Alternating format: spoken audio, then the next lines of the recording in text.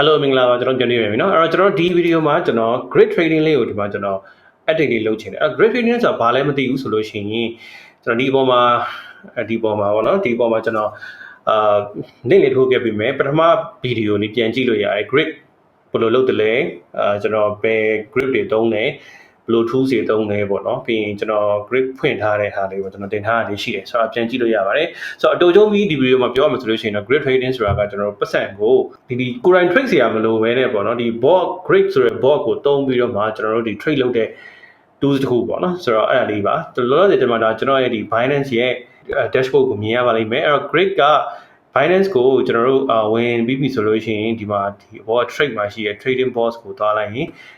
trading bots ကိုကျွန်တော်တော့ပြမယ်ပေါ့နော်ဆိုတော့သွားလိုက်ရင်ဒီမှာ data မျိုးလေးရောက်သွားမယ်အဲ့ထဲမှာကျွန်တော်တို့ဒီမှာ future grid ကနေကျွန်တော်ဝင်ထားတာပေါ့နော် future grid ကနေဝင်ထားလို့ရှိရင် future grid ကနေပြီးတော့ဝင်လိုက်တဲ့ဒီကိုရောက်သွားတယ်ဒီနေရာကိုရောက်သွားမယ် okay အဲ့တော့ဒါကခုနကကျွန်တော်ပြောလို့ပဲဒါကျွန်တော်တို့ဒီgrid ပေါ့နော်ကျွန်တော်ဖွင့်ထားတဲ့ grid တွေစုပေါင်းကျွန်တော်ဘယ်နှခုရှိလဲဆိုတော့1 2 3 4 5 6 8ခုရှိတယ်တစ်ခုကကျွန်တော်ပိတ်လိုက်ပြီဆိုတာကမနေ့ကပေါ့နော်ဆိုတော့အဲ့ thinking process လေးတွေကျွန်တော်ဒီဗီဒီယိုမှာပြောချင်တယ်ကျွန်တော်ဘာကြောင့်ဒီပဲတွေကိုရွေးတာလဲပေါ့နော်ပြီးရင်ဘယ်လိုဖွင့်တာလဲပေါ့နော်ဆိုတော့အဓိက update ကဒီမှာတစ်ခုကိုကျွန်တော်$100စီထည့်ထားတယ်ဒီကောင်ကတော့ကျွန်တော် leverage များများနဲ့ key ကိုကျွန်တော် leverage များများနဲ့$68ပဲထည့်ထားတယ်နော်ဆိုတော့အဲ့ဒါကကျွန်တော်တို့ဒီ leverage များတဲ့ပဲပေါ့နော်ဆိုတော့အဓိကဗျာ grid ရဲ့ပုံစံကသူကလိုလုပ်တဲ့ပုံစံကအပေါ်နဲ့အောက်မှာကျွန်တော်ဈေးနှစ်ခုတက်မှတ်လိုက်မယ်အပေါ်ဈေးအောက်ဈေးပြီးရင်စဈေးရှိမယ်၃ခုရှိမယ်အဲ့တော့စတဲ့ဈေးကနေပြီးတော့ဥပမာကျွန်တော်က neutral grid ဖွင့်နေဆိုရင်စတဲ့ဈေးကနေပြီးတော့အပေါ်ကိုတက်သွားပြီဆိုလို့ရှိရင်ကျွန်တော်တဖြည်းဖြည်းနဲ့သူဒီအပေါ်ကိုတက်သွားရဆိုလို့ရှိရင်ဒါကျွန်တော်အယောင်း order တွေဖွင့်တာ okay ပြီးရင်ပြန်ဆင်းလာပြီဆိုလို့ရှိရင်သူကအဲ့အယောင်း order တွေက TP နဲ့ထွက်သွားတယ်ပြီးရင်အောက်ကိုဆင်းသွားရင်အဝယ် order တွေဖွင့်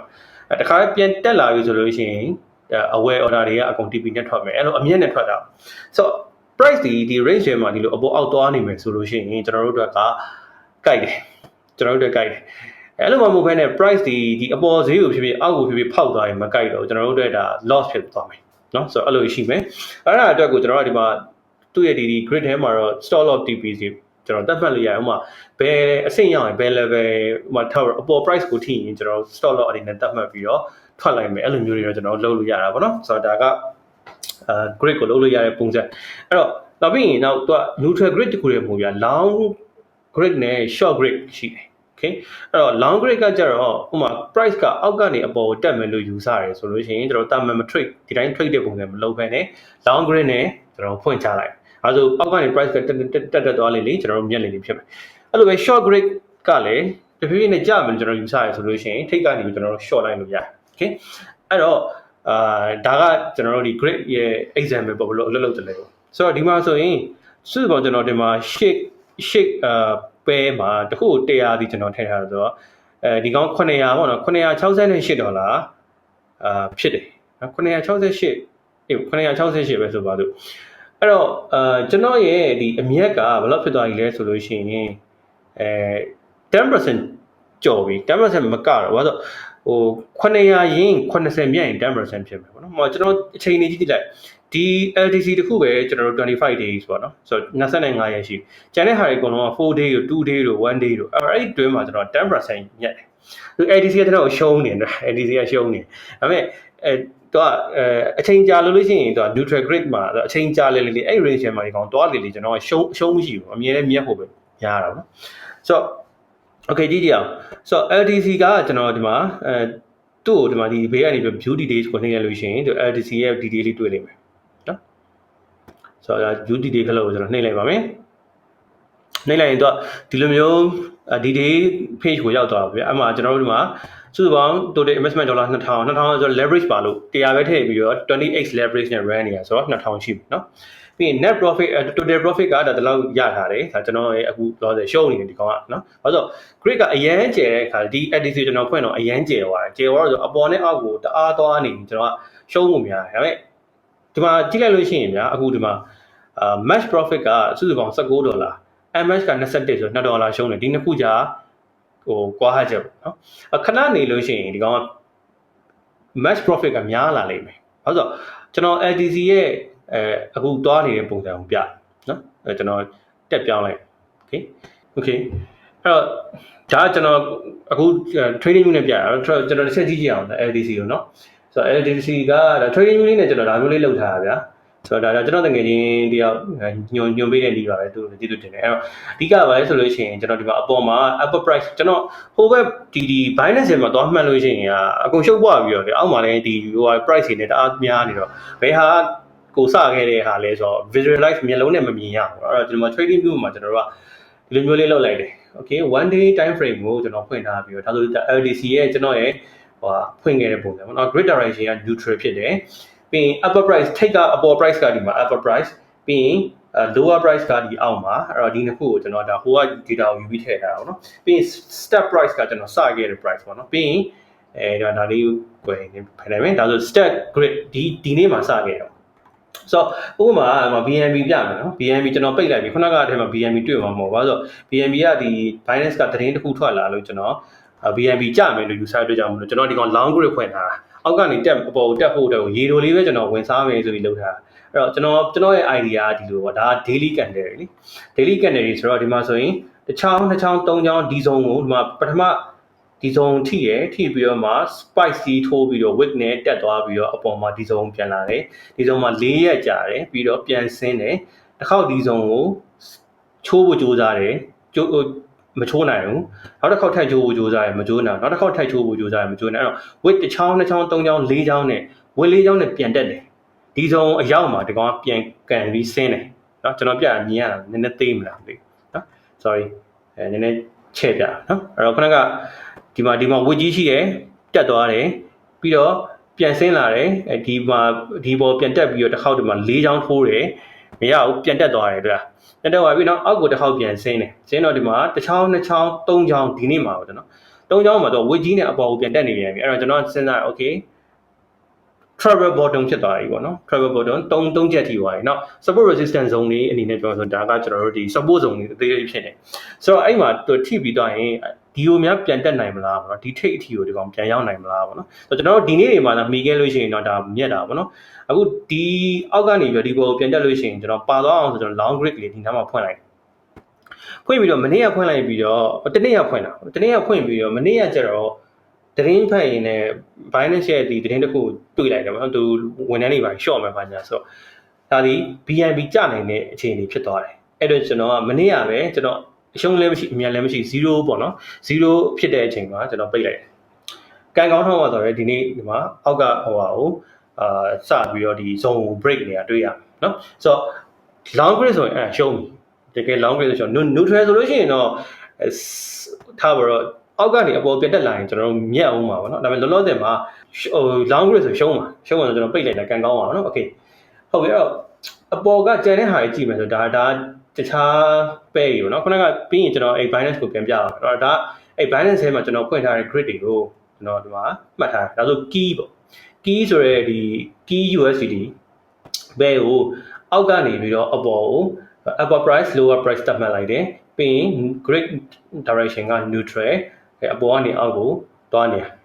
okay အဲ့တော့ပေါ်နေအောက်ကိုသွားနေရဆိုတော့အခုဒီမှာဆိုလို့ရှိရင်ဒီကျွန်တော်စဖွင့်တော့ဒါစဖွင့်တဲ့နေ့ရပဲနေ့လေဒီမှာကျွန်တော်အပြိုင်နဲ့မှတ်ထားတဲ့ stack grade က June 2023 3ရက်နေ့စနေနေ့ရဖွင့်တယ် okay ပြီးခဲ့တဲ့နေ့ရပဲရှိသေးတယ်เนาะဒီနေ့က Monday เนาะအဲ့တော့ဒီနေ့ရက်ပထမစနေနေ့ဖွင့်တယ်ပြီးတော့အောက်ကိုကျသွားတယ်ပြီးနည်းနည်းလေးပြန်တက်လာတယ်ဆိုတော့ကျွန်တော်ကမြက်လိမ့်မယ်ဘလို့တဲ့ grid key ဒီအရှုံးနဲ့သွားတယ်မြက်နေတဲ့ကောင်မရှိလဲကြည့်ကြည့်အောင်เนาะကျွန်တော် grid တွေထဲမှာခဏလေးကျွန်တော်ကြည့်လိုက်မြက်နေတာဆိုရင် NKN okay NKN မြက်နေတယ် NKN ပြ NKN နော်ဒါ NKN okay အဲ့တော့ NKN ကဒီမှာဖွင့်တာကဘယ်နေ့ရဖွင့်တာလဲဆိုတော့1ရက်နေ့ရဆိုကြာသပတေးနေ့ရဖွင့်တာကြာသပတေးနေ့ဆိုတော့တောက်ကြစနေပြုံးနေတင်တာ4ရက်ရှိပါပြီအခုဒီမှာကြည့်မယ်ဆိုရင်ဒီအဆောက်ဖွင့်တဲ့ price ကအပြာရောင်လေးမြင်ရလားတော့မသိဘူးကျွန်တော်စပယ်နည်းနည်းလေးငါတို့ဒီအဖြူနဲ့ဟောကျတော့ကြည့်ရတာခက်နေမှာမသိဘူးเนาะနည်းနည်းချဲ့ပြနော်ဒီမှာအပြာရောင်အတိုင်းတွေ့နေမှာဒီနားမှာအပြာရောင်အတိုင်းလေးအဲ့ဒါဆောက်ဖွင့်တဲ့ price အဲ့တော့ price ကိုဖတ်လိုက်ရင် 0.1143 မှာကျွန်တော်ဆောက်ဖွင့်တာ0.1143မှာဖွင့်ပြီးရတယ်ဒီကောင်ကတက်ချသွားတယ် ရှုံးတာပေါ့အဲ့တက်ချတဲ့အချိန်မှာရှုံးတယ်တမုံရှုံးနေမှာဘာလို့လဲဆိုတော့ neutral grade ဖြစ်တဲ့အတွက်ကြောင့်မို့လို့အောက်ကနေအပေါ်ကိုတက်နေတဲ့အချိန်မှာကျွန်တော်က short order တွေပဲဖွင့်တယ် okay short order တွေပဲဖွင့်တယ်ရှုံးကြီးဖြစ်သွားအဲ့နေ့ကကျွန်တော်မှတ်မှတ်ရအဲ့နေ့ထိုင်ကြည့်နေတယ်ညဘက်ကြီးကျွန်တော်လုံနေနေတခြားဟာလုံနေနေပေါ့ဒါကြည့်နေတယ်အော်ဒီကောင်ကငါ့ကိုရှုံးနေတာပဲဒါပေမဲ့ကျွန်တော်ယုံကြည်ချက်ရှိတယ်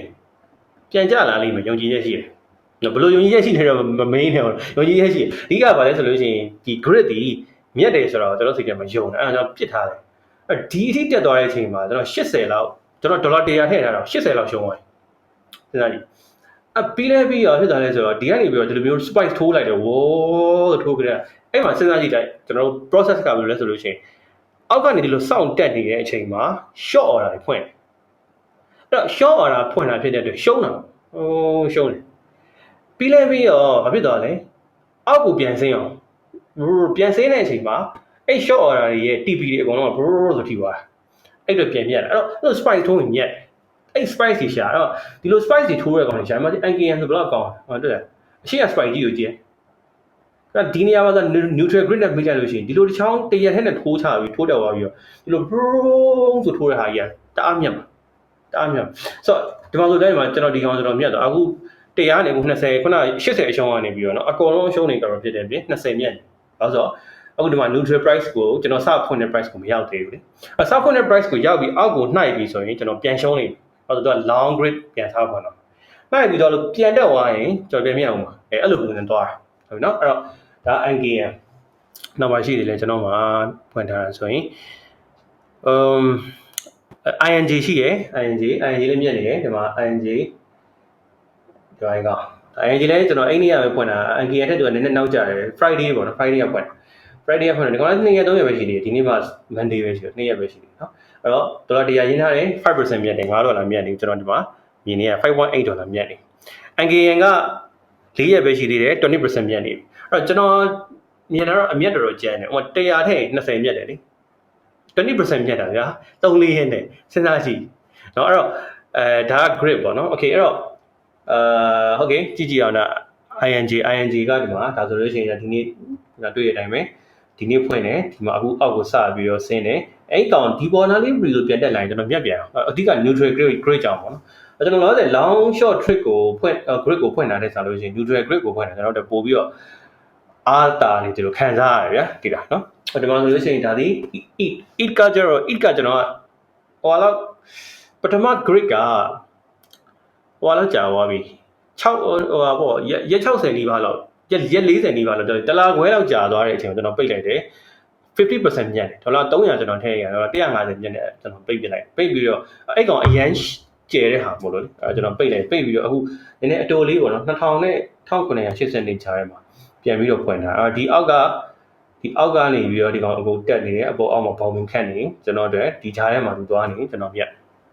စောလို့လောက်ထားနော်ဘာလို့လဲအိတ်ကဘယ်လောက်ဖြစ်သွားလဲဆိုတော့ခဏနေအိတ်ကဟိုပဲမြတ်သေးတယ်0.29ပဲရှိသေးတယ်ဘာလို့ဆိုတော့ကျွန်တော်အဲ့ကောင်ကကျွန်တော်ထင်တယ်အိတ်ကိုကျွန်တော်ဖွင့်ထားတဲ့ grid ကဟိုဖြစ်တာ grid နေတာ grid ရတဲ့နေရင်သူကနည်းနည်းလေးဟိုဗာလဲလှုပ်တာနည်းနည်းနေတာနော်အဲ့လိုဖြစ်โอเคအဲ့တော့ရှုံးနေတဲ့ကောင်တွေဆိုရင်ရှုံးနေတဲ့ကောင်တော့5နော်5ရှုံးနေ5ကဘာလို့ရှုံးနေရလဲဒီမှာ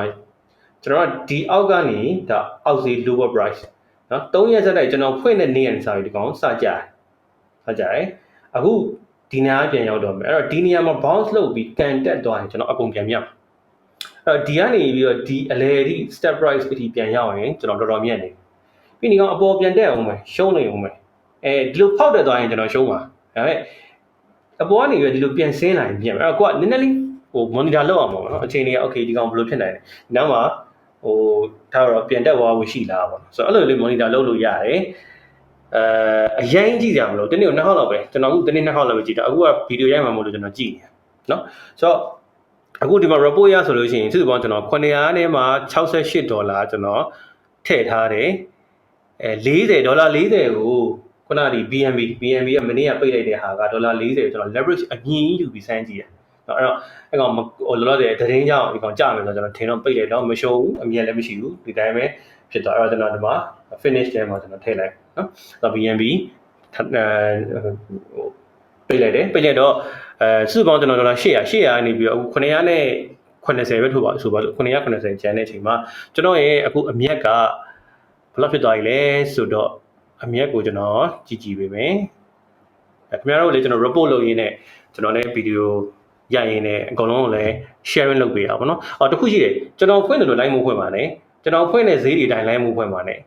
ဘာလို့လဲဆိုတော့ကျွန်တော်စတဲ့အချိန်နဲ့ခင်ဗျားတို့စတဲ့အချိန်နဲ့မတူဘူးကျွန်တော်စတော့ကကျွန်တော်အဆင်ပြေခင်ဗျားတို့စတော့မှခင်ဗျားတို့ဆိုတာရှုံးကုန်မယ်เนาะအဲ့တော့ဒါအကုန်လုံး educational purpose ပဲကိုယ့်ကိုကြည့်ပါနည်းနည်းစမ်းကြည့်ပါကိုအရှုံးခံတဲ့ပမာဏရှိရဆိုလို့ရှိရင်ဒါမှမဟုတ် paper trading နဲ့ဖြစ်ဖြစ်စမ်းပြီးတော့ကလိကြည့်ပါနော် grade မှာ paper ရမရမသိဒါပေမဲ့ရမရမသိဘူးဒါပေမဲ့စမ်းကြည့်ပေါ့နော် okay တကယ်လို့ paper မရဘူးဆိုလို့ရှိရင်တော့မဆန်နည်းနည်းလေးနဲ့ပဲစမ်းကြည့်အများကြီးနဲ့မလုပ်နဲ့ဘယ်တော့မှအများကြီးနဲ့မလုပ်သူပြန်စကားကိုမယုံနဲ့ကျွန်တော်စကားလည်းမယုံနဲ့နော်အဲ့တော့စမ်းကြည့်ပါကျွန်တော်ကဒါအခုခင်ဗျားတို့ရှိမှာကျွန်တော်တွေ့ရတဲ့အတိုင်းပဲကျွန်တော်မြက်တာရှုံးတာကိုတစ်ခါလေးပြလို့ရတယ်နော်အဲ့တော့ဒီမှာဆိုရင်အခုဆိုရင်ကျွန်တော်ရဲ့ဒီ balance ထဲမှာ$809ရှိတယ်ဟိုဒီ futures wallet ထဲမှာmeans ပါလဲဆိုတော့ကျွန်တော်980ရင်းနဲ့အခု$809ရှိတယ်ဆိုတော့အခုလောလောဆယ်ပေါ့နော်$809ရှိတယ်အဲ့ဒါလည်းတွက်လိုက်အောင်$809အနုပ်980ထားနော်$38အခုလောလောဆယ် future ထဲမှာ margin ကနေအပြင်ထွက်ပြီးမြတ်နေ$38 plus ကျွန်တော်မနေ့ကနေဒီနေ့တနေ့လုံးမြတ်တမြအမြတ်အကုန်လုံး spot wallet ထဲကိုရွှေ့ထားတာရှိသေးတယ်အဲ့တော့ spot ထဲမှာ0ထားတယ်ကျွန်တော်ဘယ်လောက်မြတ်တယ်လဲသိရအောင်လို့လေ0ထားတယ်ထားပြီးတော့ခဏ future အမြတ်ကို spot ထဲကိုရွှေ့ထားတယ်အဲ့မှာ$56မြတ်နေတာရှိတယ်အဲ့တော့စုစုပေါင်း$38အပေါင်း$56ဆိုတော့စုစုပေါင်း$93မြတ်ပြီးသွားပြီ$800ရင်းတာ80ကျော်ဆိုတော့ 10% ကျော်သွားပြီအဲ့ဒါဒီ3-4ရက်တည်းမှာပဲရှိသေးတယ်အဲ့တော့အကယ်၍တလတော့ထားပါတပတ်နှစ်ပတ်လောက်ထားကြည့်လို့90%တော့ပြတ်မယ်ဆိုရင်$800 $400ဖြစ်သွားရင်ပေါင်းလိုက်$1200ဖြစ်ပြီနောက်တစ်ခါ90%ထပ်ပြတ်ရင်1200ကနေ600ထပ်မြတ်တော့2000ဖြစ်သွားပြီ1800ဖြစ်သွားပြီ1800ရဲ့90%မြတ်အောင်လုပ်နိုင်1800ဆို900နဲ့1800နဲ့ပေါင်းတော့2900ဖြစ်လာအကယ်၍နှစ်ပတ်သုံးပတ်လောက်အတွင်းမှာ50ညအောင်လုပ်နိုင်မယ်ဆိုရင်ကျွန်တော်တစ်နှစ်လောက်အတွင်းမှာ$1000ခန့်ဖြစ်သွားတယ်$1000ခန့်ဖြစ်သွားရင်တစ်လောက်$1000ဖြစ်သွားရင်တစ်လောက် 20% မြတ်တယ်ဆိုတော့$2000ရနေပြီဆိုတော့အဲ့ဒါကျွန်တော် plan ပေါ့နော်အဲ့တော့ဒီ grade ကိုကျွန်တော်ဒီ playlist တက်နဲ့ကျွန်တော်တို့ Telegram channel ထဲမှာလည်းဒီ channel link တက်နဲ့ကျွန်တော် sharing လုပ်သွားမှာပါအဲ့တော့ Telegram နဲ့မ join ရသေးရင် join ပြီးပါအောက်မှာ link နေရှိမယ်နောက်ဒါ Binance နဲ့လုပ်တာဖြစ်တဲ့အတွက် Binance account ဖွင့်နေတယ်ဆိုလို့ရှိရင်အောက်မှာ link ရှိမယ်နောက်ဒီ Forex တွေပါတဲ့လည်းကျွန်တော်အောက်မှာ link တွေ broker ထားပေးတယ်အကောင်ဖွင့်လို့ရတယ် okay အဲ့တော့ follow လုပ်လို့ရတယ်ဒီ playlist လေးကိုလည်းကျွန်တော် playlist ထဲမှာထည့်ထားပြီး playlist ကိုဒီ grid ကိုပုံမှန် update လုပ်တာ okay အဲ့တော့အားလုံးခင်ဗျားတို့လည်းမြင်ရအောင်နော် okay ဟုတ်ပြီအဲ့တော့ဒါကကျွန်တော်နောက်ဆုံး grid ရဲ့ report ပါအဲ့တော့ဒီ video ရင်တစ်ခုရမယ်လို့ကျွန်တော်ယုံကြည်ပါတယ် subscribe လုပ်ခဲ့ပြီးပါ like လေးပေးခဲ့ပြီးပါကျွန်တော် method ရပြီးပြောနေတာဖြစ်တဲ့အတွက်တခုပေါ့နော်ဟိုအရင်မျက်စိနှောက်သွားရင်ခေါ်လို့ပါ okay see you နော်next video မှာပြန်တွေ့ပါမယ်ကျေးဇူးများကြီးတင်ပါတယ်